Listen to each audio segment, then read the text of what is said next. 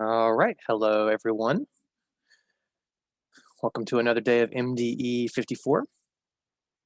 Um, when I was setting up for this lecture, I was prepared to do more of my math lab stuff, but I was having internet issues or my math lab issues, one or the other.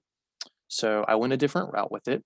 So we're going to do some more Excel stuff today. We're going to do a pretty good math problem, actually several math problems, all in the same idea of pay raises as a percentage, something that we'll get onto more in later in the semester with Math 154 and of course in here. But I felt like this would be a good opportunity to do something else in Excel that would have some aspects that were similar to the TV loan problem that we went over in my Math 154 class. So if you aren't in my 154, then you'll see something kind of similar to that where we'll use cell references in good ways, whether they are normal references or fixed references.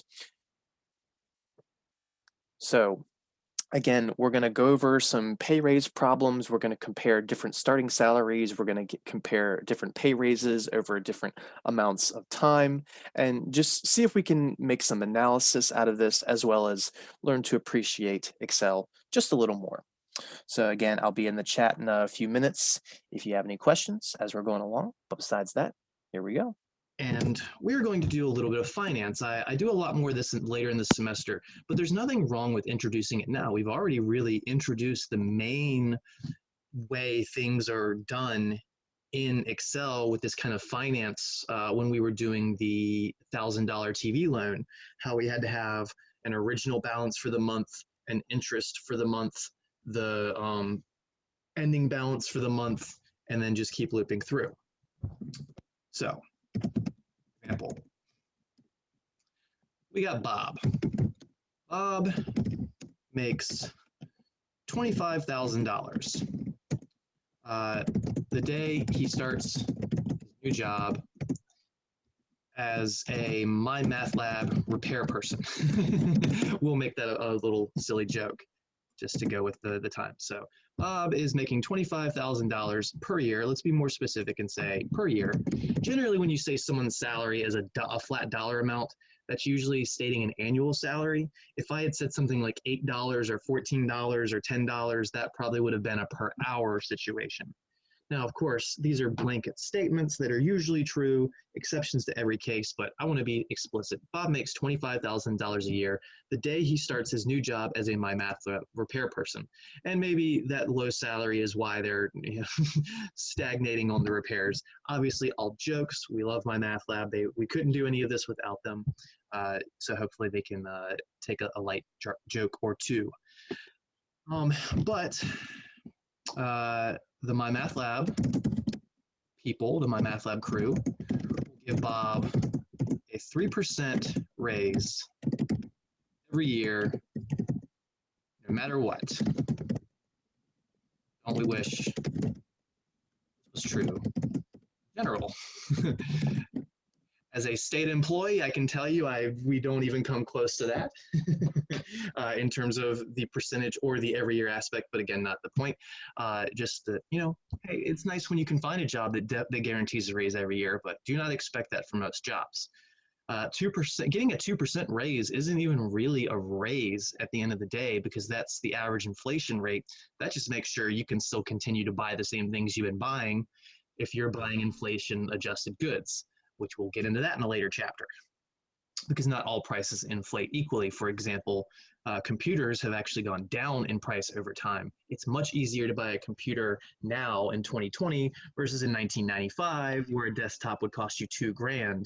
In 1995, when the dollar was even more valuable, salaries were lower, much more difficult to buy a computer then, which is why people didn't own computers as often.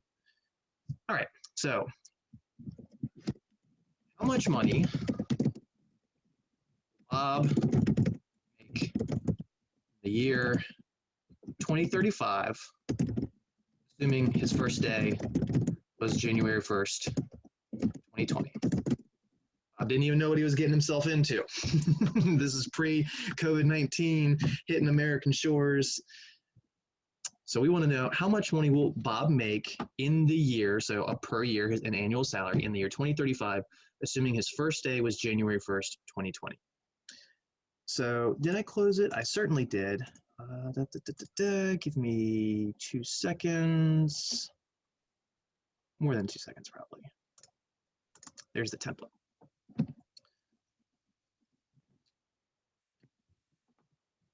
So this is basically all we really need in terms of columns for this problem. And instead of months, it'll be years.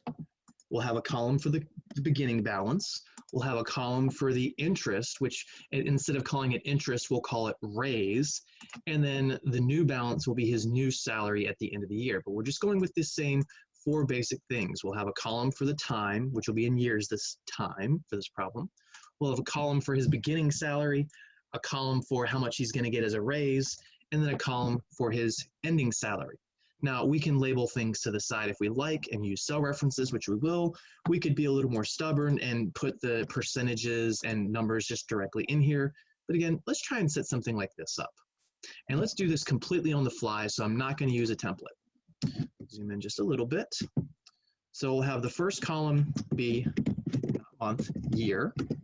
We'll have the second column be the starting salary. We'll have the second column be his raise at the end of the year. And then a column for his new salary, or the salary next year, specifically. So when I set those 4 columns up, there's a lot of things running together. We can widen our columns by going between the letters. Now remember, if you just go between 2 cells down here, it doesn't work. I will actually have a little fun with this. I was reminding my significant other the other day of this. I helped that person with Excel as well, and she was trying to widen cells down here. I was like, nope, you got to go up here. Don't forget that. All right, so we want to make B wider. We don't need to make it super wide. Like, this is too much. Use your best judgment. And remember that if any of these numbers start taking up too much space and it turns into dollar signs, you can always then go and widen it some more. Looks like column C could be wider. I put in some specific language there, so let's just have everything displayed. Now technically, because there's nothing else set up right now, this is completely displayed, but let's make its column width appropriate anyways, just in case we later went and decided to type something there and it wouldn't be, clashing with each other. Then to the side, so this will be where all our data is going, and we're starting in the year 2020. You don't need January 1st or anything like that. And remember, if you highlight a cell and then you grab the fill handle, you can drag it down, but right now it's just going to repeat that because it doesn't know I'm talking about a year and I want it to increment. So the 2 options are, I can grab the fill handle, I'm holding my mouse, then hit Control. I'm holding Control on my keyboard now. You might even see an extra little plus sign if you look really closely. Right over the mouse cursor. See, it's gone, now it's there, now it's gone. This is me holding and letting go of Control. All right, so I'm holding Control down and my left mouse as well still. And we got to go down to the year, I think I said 2035. Now you might say, oh, well, 15 years later, but if you only go this far, you're only getting to 2033. That's because the first one wasn't a 1, and actually the entire first row doesn't have a number up there. So I just needed to go a little more. So undo, fill handle, click and hold the Control button down. So let's go down, and if you actually look carefully, if you look to the right of that green border, it shows you what the very last one is. So I'm looking at that, it says 2034, 2035. There we go, I let go, and boom. The other way would have been to have typed in the 2021,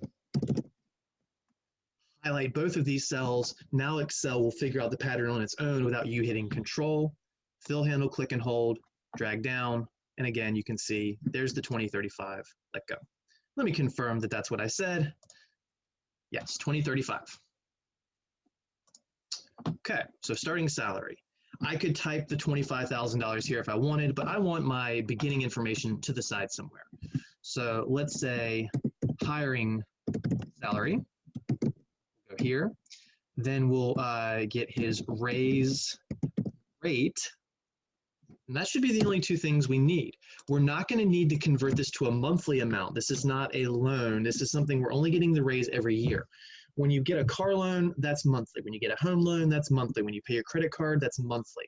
When you get pay raises, usually it's yearly if you're lucky enough to get pay raises. Which if you're a state employee, you're not getting one for another 2 years. Thank you, Corona. But that's okay. Still got a job. Not complaining. So hiring salary, we said 25,000. Now I could type the dollar symbol if I wanted to, but I'm not going to. I'm just going to type the 25,000. But then I'm going to go back to that cell and format it as currency, or specifically accounting. That's the default one here. And that's fine if you actually choose the currency one from below and under more options, or from this menu. Those are fine as well. It just changes the spacing. It doesn't really do anything else important for us. And then the raise rate, we said we were getting 3%. So our boss is nice enough to give us a little more than inflation on average. And again, notice I keep saying on average. Now I type 3%. If I just type 3 and then I go and change that to a percentage, well, that didn't work, right? And that's because I did something wrong. I don't have the cell active. So let's undo.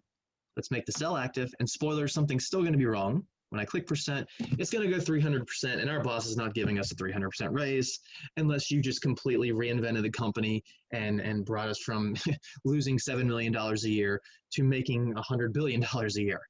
Then you're getting a 300% raise. That's because 3 as a decimal is not 3%. 0.03 as a decimal would be 3%. So let's undo. Let's just type this as 3% out of the gate. Again, how you're doing these is your choice. I'm showing you lots of ways to do things. The starting salary, let's just link this, equals. And I'm going to do it wrong initially. You know that's the way I like to do things. So this is wrong for now, and I'll even spoil why. We're going to need a cash symbol. So there's our starting salary. Actually, I'm sorry, this is not wrong. It's the next one that'll be wrong because I'm not going to be dragging this down because of the linking. I need to correct myself on that. Later, it'll be wrong, but for now, we're fine. The raise. Now, I don't just type the 3%. I don't just type equals and click here. That's not it. We're supposed to be taking 3% of the base being the starting salary. Now, it's really supposed to be the salary of the year. This year, it happens to be the starting salary. But next year's raise will be a little more because our salary will be a little more. So I don't just say 3%. You don't just do this. That would be wrong. We got to say equals this amount. Now, this is where that dollar symbol is going to ultimately go, but not yet. Times, let's say, times the 25,000. Excuse me. And 3% of 25,000 is $750. Remember, you can always pull out a calculator and confirm these if you don't trust them. And I highly encourage you to do so, especially at first while you're having a harder time of confirming that things make sense. But there we go. 3% of 25 grand, excuse me, is $750. Then our new salary should be the sum of what we had before, what we were making before, plus the raise. So this will be equals. You can use sum and open the parentheses if you want, but this is just more tedious considering we're adding two things. So instead I just go equals, click this cell, plus click this cell. Instead of clicking, you could have typed. Instead of doing it that way, I could have gone equals sum parentheses B2 colon C2 close parentheses. This is good enough. This looks like it makes sense. It's the sum of these two things. Now, I've mentioned this several times in class already. You get the fortune of hearing me say it again, either fortune or disfortune, depending on if you like repetition or if you've already got it. You cannot just drag this one down. If I drag this down, this is where I was saying earlier would be wrong. If I drag it down, it says 0.03. What? That's because if I double click, we can see what it's referencing. So we had said it was supposed to be 25,000 up here, and when I fill that formula down, Excel wants to move that reference down. So the blue box is moved from here to here. But these are two completely different things, unrelated to each other in any way, shape, or form. That's not what it's supposed to be. And if that raise rate hadn't been there, it would have just been 0. It would have been a dash, and our starting salary isn't dash. It's supposed to be 25,750. So this is that extremely common linking of new to old. The new old is the old new. So I have to start this one from scratch. Again, this is very common. You will see this throughout the semester. I don't even want to say a percentage of the time because I mean, we just do this stuff kind of intermittently. So make sure that the new salary from 2020 is the starting salary of 2021. So just link there. So this cell is now that one. Boom, the number's correct, $25,750. Now, this is the only thing that you actually have to redo. These other two formulas are potentially correct, and you can just fill them down. So potentially correct, fill it down, and I get something that I didn't expect. It doesn't make sense, does it? We shouldn't be earning a $0 raise in 2021. We're not a state employee. We're a MyMathLab employee. We're getting that 3%. So we double click to see what's gone wrong. Okay, red box is correct. This, we should be taking our current salary and multiplying it by a raise rate. So the red box is good. It needed to move down. But the raise rate was supposed to be this box. The blue one moved down, and we don't want it to move down. So Excel doesn't automatically know this. It doesn't just say, hey, there's nothing here, don't move it down. It says, you need to tell me not to move down by putting that cash symbol, the dollar symbol, in front of a row, a number, or both, depending on what it is. And per discussion in class, we said to make it not move down, you have to put a cash symbol in front of, let's see if we can figure it out. We want this cell to not move at all. We don't want this one moving at all. I don't want to go on right. I don't want to go on down, left, or up. So while technically speaking, I can get this right by only putting a cash symbol in front of the number, because we don't want it moving down, and that's what it's naturally trying to do, then we cache the number so that one won't move. But just typically when you have these numbers off to the side, not part of the main table, typically we just cache it both ways. So that will make the red box not move at all, right? Is that what we wanted? Is that what we wanted? Question mark inflection? Well, that didn't work, first of all, because I didn't redo the original formula. I redid this one. So again, typical, I'm leading you along on a wrong path initially. So let's undo that. Let's go back to the original one, double click. Red box good, blue box good, but we know the blue one would be moving down. So let's put the caches in front of the reds. Wrong, wrong, wrong, wrong, wrong. So that looks right, but you can't always tell that it's wrong until you start filling it. When you fill it down, that's wrong. When you double click that cell, the red box didn't move and it was supposed to, the blue box moved and it wasn't supposed to. So that tells me I cached the wrong feature. So we will undo after hitting enter. We will redo this formula, and instead of putting the caches with the red, put it with the blue. We hit enter. We still get the same number originally because in the original formula, the caches don't affect it at all. It's only when you start filling it right or down. We finally have an answer that makes sense. You might think this was supposed to be exactly 750, but the reason this makes sense is our base salary for 2021 is bigger, and 3% of a bigger number is a bigger number.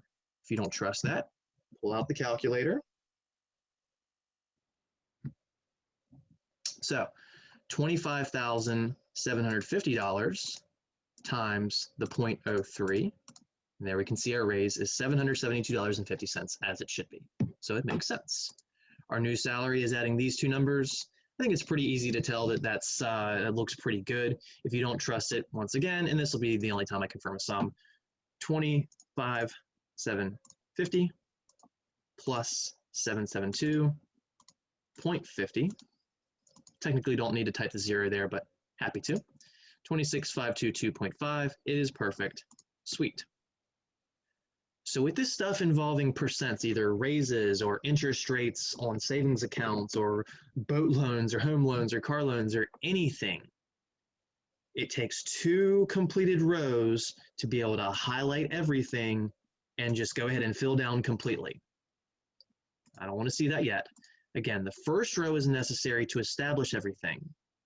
You're establishing the percent formula and then the sum, or subtraction if you're making payments, which we'll get into later. It's this right here, the linking of the start of 2021 to the end of 2020, or month 11 to month 10. This is entirely the reason why you have to have 2 completed rows. So this one was just, I could have typed 25,000 or use the cell reference. So that way, if my hiring salary, maybe we're getting a better job, maybe we make $40,000, and now we can say, hey, all right, well, that just changes our raise to $1,200 for the first year, $1,236 for the second year. Our new salary is growing quicker and quicker. But we're going with Bob's problem. So now that we have the old and the new linked, we were able to drag the raise or interest formula down, the sum or difference or whatever it might be for the relative problem. We can now highlight the entire row. I skip highlighting the year since I already took care of that. Grab the fill handle, click and hold, and you can just do a couple years if you want to. Maybe you just want to see, oh, what's 2022? Click and hold 2023. Or you can say, well, I only really care about that last year. Boom, there we go. So Bob's starting salary was $25,000. And then 15 years later, after several 3% raises, he's now earning $40,000 and some change, $40,117.66 specifically. These raises each year get bigger and bigger and bigger and bigger and bigger. Because our salary for the year is getting bigger and bigger, our raise is a percentage of the salary, so that's going to keep getting bigger and bigger. So, what happened there? Let's see if I can do this. We'll Excel copy over to Word. It copied it weird, but that's good enough just for me to type the number. $40,117.66. So that's how much money Bob will make for the year 2035. So now, part two, what if? Remember I mentioned that whole what if analysis? What if Bob didn't make 25,000? What if Bob started out making, what if Bob started out with a better position, making 40K per year? What is his ending salary in 2035? Another what if. What if Bob started out blah, blah, blah, blah, blah, making, and same rest of it. So call it parts A, B, and C, if you will. Now, the cool thing about Excel is all I got to do is change one and only one number the way I've set this up. I'll give you a second to look at that.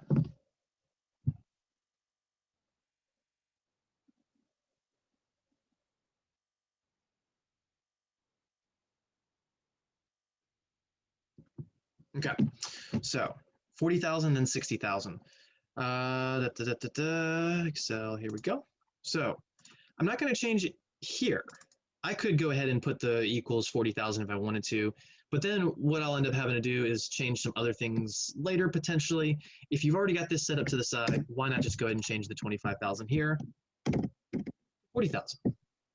Now that entire table of numbers is going to regenerate as soon as I hit enter. The raises will go up, the new salaries will go up. Drum roll, and look at this.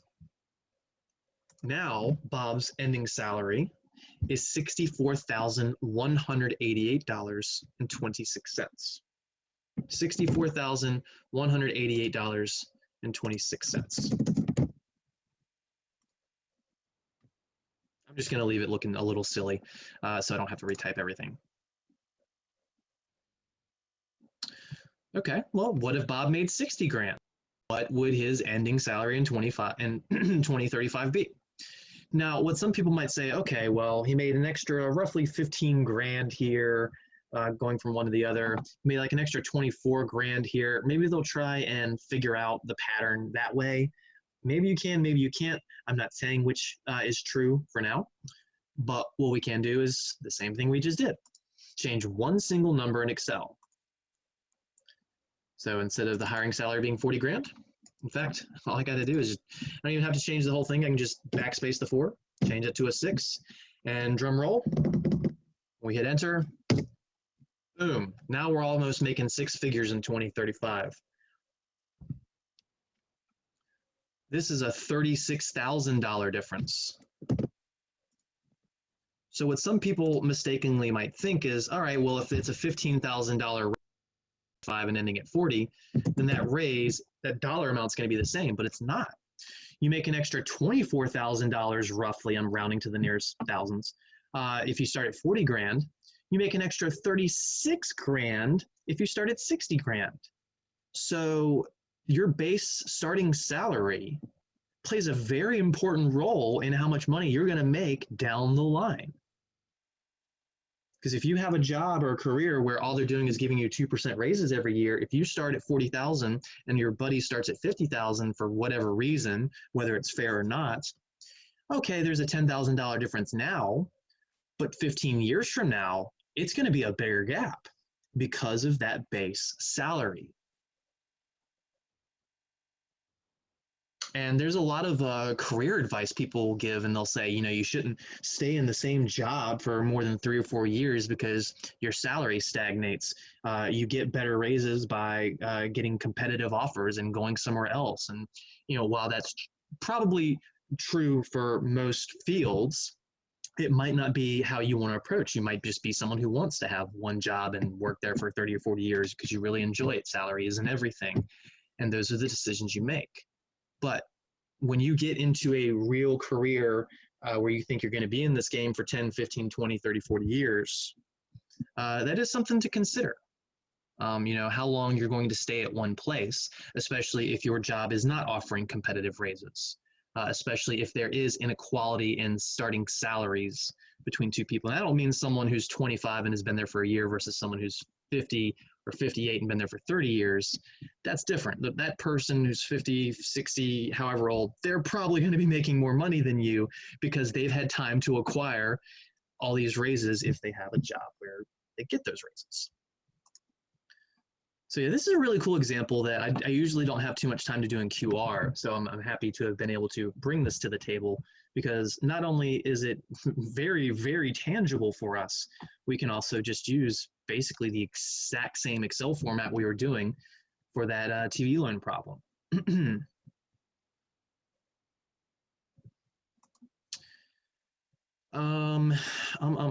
There was one more variation I wanted to do this. Let's just take this, let's go back to the 25,000. And let's see how long it takes us for to double our salary.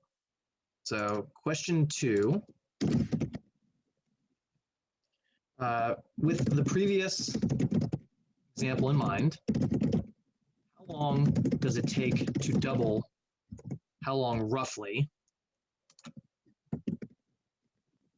does it take to double your salary? And then a second part of this question, does this depend on your starting salary?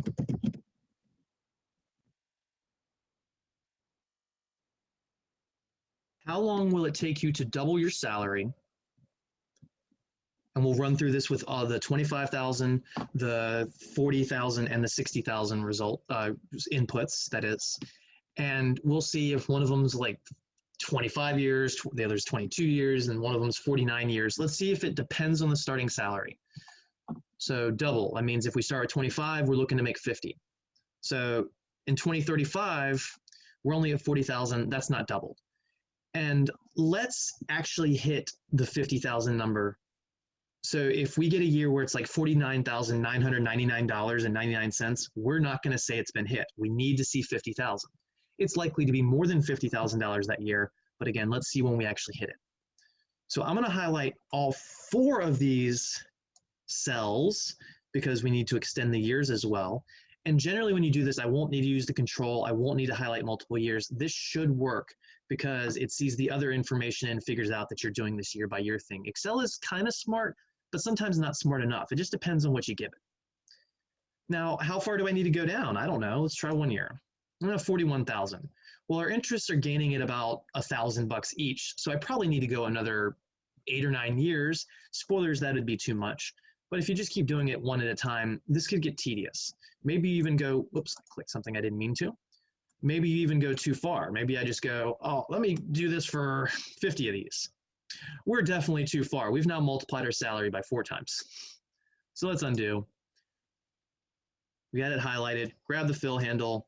Let's go down another 7. 1, 2, 3, 4, 5, 6, 7. Probably too far, but let's see. Yep, just a little too far though, but that's okay. This is just TMI, but not TMI that's bad to have.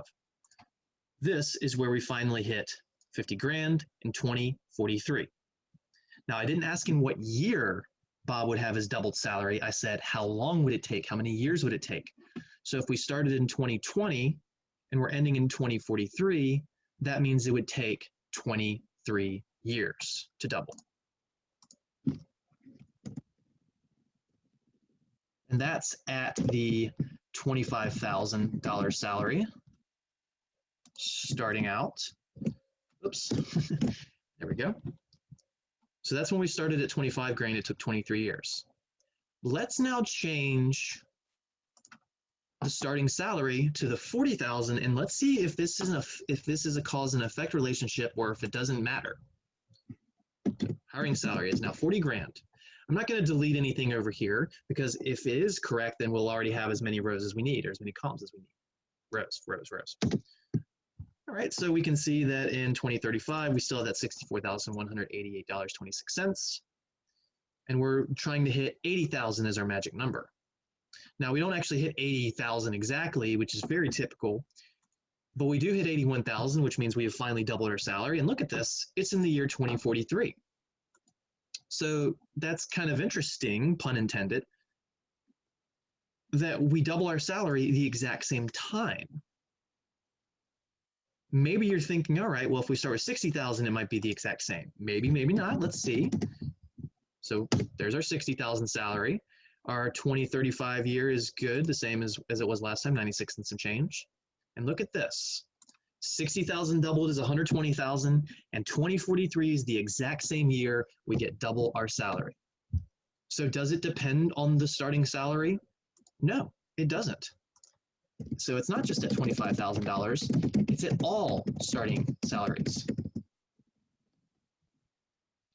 So if you start out making $2 a year, it's going to take 23 years to make $4 a year if this is how you're getting your pay raises.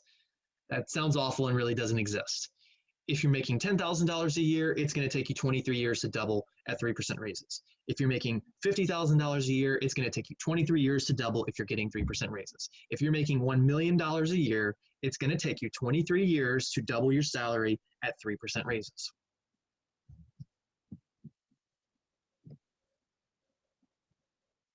So when you look at a concept like this, the base value doesn't really have anything to do with the growth structure. It's this doubling time or tripling time or quadrupling time that holds true. And in fact, let's go on and say, how long would it take to triple the starting salary? How about quadruple? Now, the statement holds true. It won't matter whether we start with 25,000, 40,000, or 60,000. The number of years will be the exact same for these answers. I think we've established that with example 2 already. So let's just go back to the 25,000 as our starting salary and see when we hit 75,000 and 100,000. And then let's also ask, is this time shortening or lengthening? Or the same. So we're going back to 25K. Sticking with our 3% raises consistently every single year, no matter what. Hard to do in the real world, but maybe you get that job. Kudos to you if you do. So we know it took us the 23 years to get to 50,000. So now we're trying to hit 75,000. So now we're getting about $1,500 in our raise. So every 2 of those is 3,000, and we're looking to make another 23,000 from here. So I don't know, maybe like 8 more years. Let's try another 8. 4, 5, 6, 7, 8. This may be too much and maybe too little. I'm just guessing. Still not enough, right? So I did my math incorrectly intentionally for that. So we still haven't hit 75,000, so we just keep dragging down. You know, you can just do this randomly if you want, and actually on the random, I didn't even mean to hit at that time, but that's fine. We hit our 75,000 in 2057, which would be 37 years in total. So we started in 2020, We're ending in 2057. So that would be 37 years. You just subtract 57 minus 20. More specifically, 2057 minus 2020, and you get 37 years. So 37 years triple. Let's hold off on the last question until we get the quadruple. So we know we need to make 100,000 now because quadruple means 4 times. 4 times 25 is 100 grand. And let's skip the math and just see if we can drag this down and hit it. Not quite. Ooh, what did I do wrong? I didn't grab the fill handle. So I grabbed the outside border on accident, so we undo. Make sure we're grabbing the fill handle. Precision is important. We're getting closer. Grab, hold, drag, let go. There we go. Just barely made it in the year 2066. So from 2020 to 2066, that would be 46 years.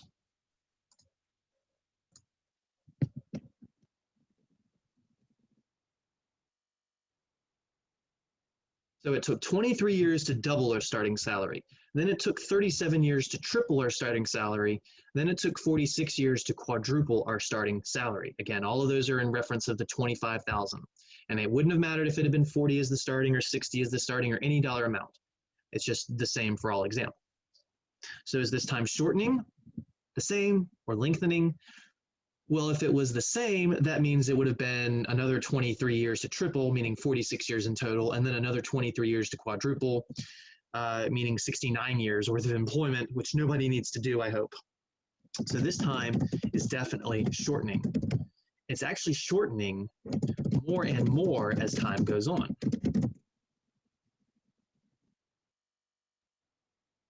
We don't really hope too many people are working past 46 years in the workforce from, say, post-college age and on. Some people like to work 50, 60 years, and that's up to them. I'm not really in that scheme of things. I'd like to retire and have the option of doing things on the side for fun. But if I didn't, I could live.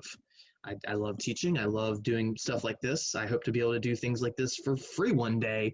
It might be another 50 years. But I'm a little bit of a geek.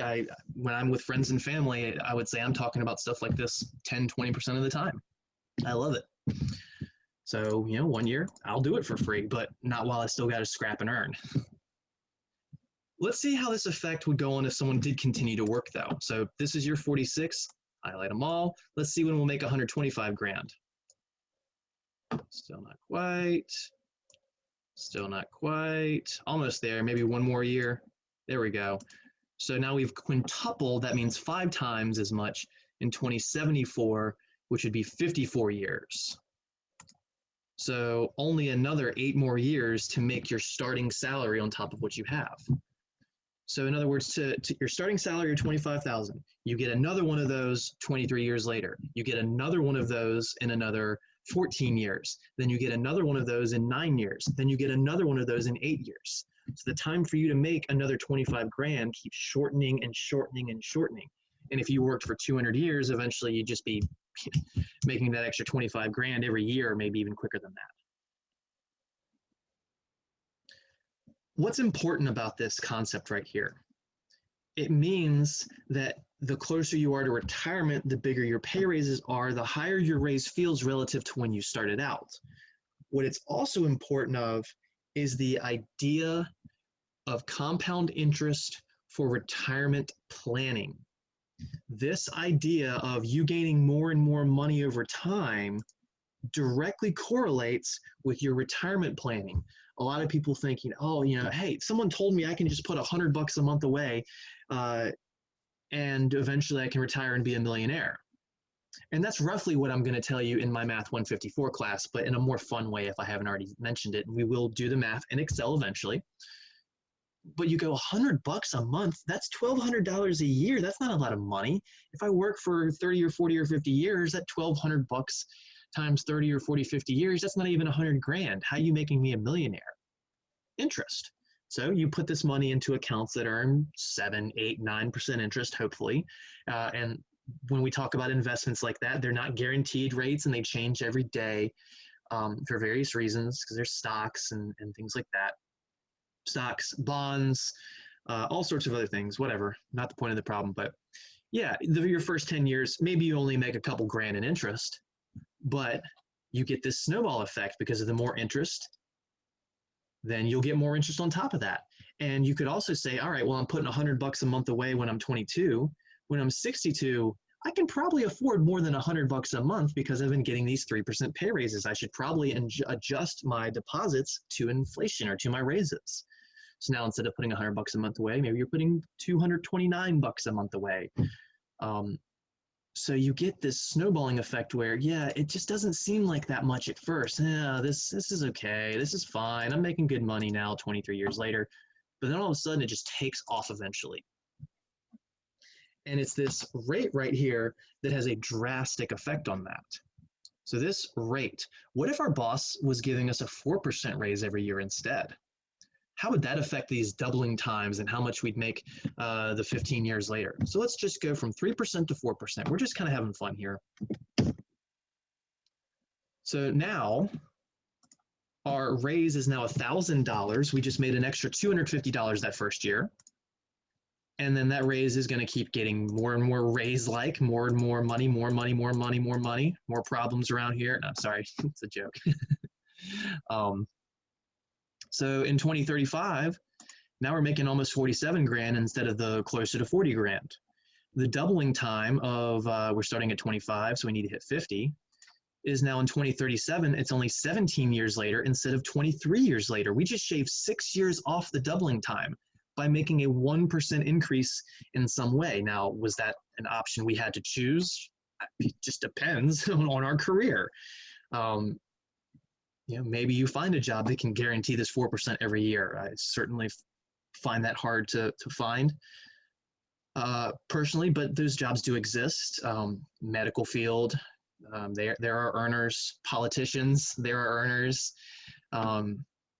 Yeah, look at this by the time we make it to where we were before when we had quadrupled or quintupled. I think we had quintupled by then. We were at 125. Now we're at 216.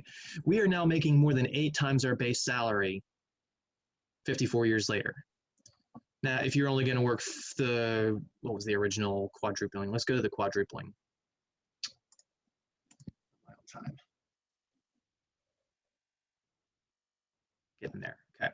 So the 46 years to quadruple, there's a decent amount of people that are going to work 46 years. I actually think the 37, I want to see y'all only having to work 37 years. So you start out at 22, you work till you're like 60 roughly.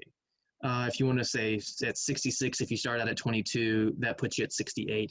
That's actually a lot more appropriate for a traditional retirement now at 67. Maybe we should stick to the 46 because of that.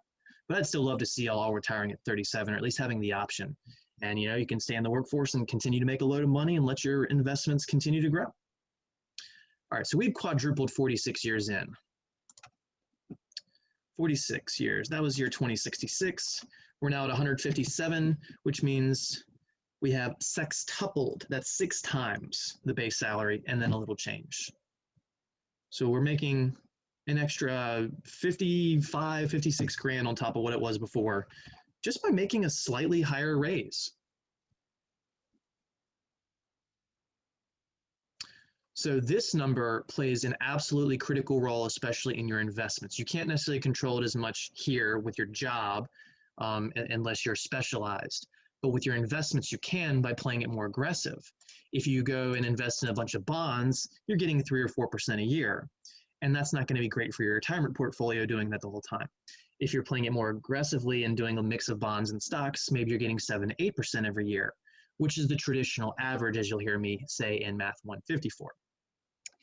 If you invest super aggressively while you're young, and quite honestly, it doesn't matter if you lose half of your butt 10 years in because of the housing market crash of 2008 or because of the COVID-19 crash of 2020, which is already basically undone itself, although tech is correcting right now currently. I watch this stuff daily. I'm a bit of a fanatic. And a lot of people say, don't watch it every day because you'll have a heart attack watching your money disappear occasionally. And that part's not fun, but I also just love numbers, so I have to. But the difference of 4% and 7%, so let's say this was your retirement planning, And okay, you quadrupled your base with this 4% in about, what's that, 35 years? That's pretty awesome. Check this out. If this was just bonds, again, we're using kind of a side problem now. Now this is just some money we put away, $25,000 to retire on. But if we invested this in bonds and stocks and got that average 7% expected return, expected, not guaranteed, now instead of quadrupling our money in the year 2055, when I hit enter, watch what that cell goes. Instead of 102,000, 20, what did I say, 55? Now it's $285,000. We have multiplied our starting salary in 35 years by almost 12. That's 11 times. And again, now I'm thinking of this as a deposit, not a salary, because we're likening it to retirement. But that's investing in bonds and stocks. More bonds when you're older, more stocks when you're younger, play it more aggressive, and you can get higher yield returns. Maybe you're really good at investing and you get a 10% average lifetime return. Holy cow, look at how much money you got in 2055 now, $772,000. And all this was a $25,000 initial deposit. Now, that's not how you retire. You should be continuing to add money to that pile every month, every year, as long as you have that ability. I know some of us don't have that ability, but hopefully with our budget project that we'll likely do, maybe that'll make you learn to be a little more fiscally conservative and understand a way of retiring. Because as I think I've said, they don't teach this stuff in middle school. They don't teach it in high school. They don't teach this in math classes. If you go and get yourself a math degree, a 4-year math degree from pretty much any school in Virginia, they're not going to teach you about these crazy inflation rates in a finance way. They'll teach you the concept in much more convoluted applications. But I will admittedly say, I never saw any of this type of thing when I got my math degree. Now, if I had gotten a business degree, I would have seen it day one practically, probably. But it's just amazing how some of these things are so important for us that they don't teach us as kids, teenagers, young adults. And that's why we have, unfortunately, like 80% of the workforce that when they hit retirement age is not ready to retire. And they go, okay, well, I'll just get Social Security. Social Security is a small check. That is not a retirement check for most of us unless you were already making hundreds of thousands of dollars a year. Because Social Security is based on the amount of money you've earned over your life. Social Security was a fantastic creation in theory was it part of the New Deal in the 40s, the late 40s, something like that. My history is a little rusty. But unfortunately, it was based on two factors that we were supposed to be helping the poor people, but ended up helping the rich people more. And that is your Social Security is dependent on how much you've made. So if you've made $10 million of your life, your Social Security pile is giant that you can now collect. If you made $100,000 over your life, your Social Security pile is teeny to collect. The other thing is, on average, rich people live longer than poor people. So those rich people get to collect their Social Security for maybe 10 or 15 more years. And again, I'm not naming anyone specifically. I'm just naming these averages that are true. You can Google them. And I know I'm not showing you hard data on the screen, but this is information that you can go and research yourself. That typically, richer people tend to live longer. They can afford more, medical stuff. They can get hearts replaced and all sorts of things. Maybe in 10 years, part of a brain replaced. I don't know. But if you can't afford a heart replacement, there might be a sad story in the paper in the next day or two, It's unfortunate. So Social Security is nice that it's there. In 10 or 15 years from now, 30 years from now, will it still be around? Will it be partial payments that we're getting? I'm not going to make any arguments for either of those sides. You might be able to guess what my opinion is, but it would be an opinion, and I don't want to express that in a recording like this. I don't think that that's a fair assessment because I don't want to be that person. But the other things that I said were facts, for sure. So let's see if my math lab is still being stubborn. There was a reason I pulled this up. There's something else up. It's all right. If this is going to be super slow, we're going to just go ahead and cut it. Yeah, it's still being slow. It's not even loading.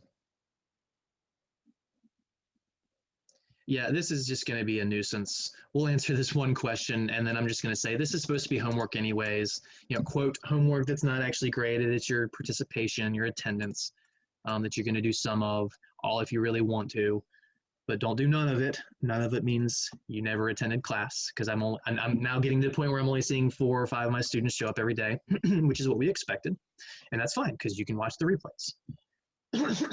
So one question, and we'll call it a day. Mark reviews his textbook to study for his test. That seems like a good idea. In addition to his notes, he discovers that he highlighted everything in yellow when he read the chapter the first time. I mean, literally everything. Highlighters are cool, they emphasize. But if you highlight everything, there's no emphasis. It's exactly as it was before, now just in a bright color. So now he doesn't know what to study. So what strategy would help Mark make more effective decisions about what to study from his text? So we got return to the chapter later to underline what was on the test. Identify the main ideas in each section. Make an outline using each highlighted sentence, or number the paragraphs in the chapter. Got a couple of people saying B. Identify main ideas in each section. Let's go with what they're saying and let's see if it's right. It's going to take forever to check it. It was right, and that's what I was highly expecting, 99.9% certain, but sometimes this can be a little screwy. So Mark should effectively start over and only highlight main ideas. That's a great idea for highlighting, just main topics. And it doesn't have to be just main topics. It can be super important things that you might be using regularly. So it might not be a main idea, but it could be like a formula that we know we're going to use over and over and over and over and over, or a concept like pay attention and ask yourself, does it make sense? Those would be 2 things I would massively highlight and asterisk and circle and star on my own notes. But this first one is out of the gate because to underline what was on the test, that's past tense, we were supposed to be studying for the test. So I don't know that that would be that great.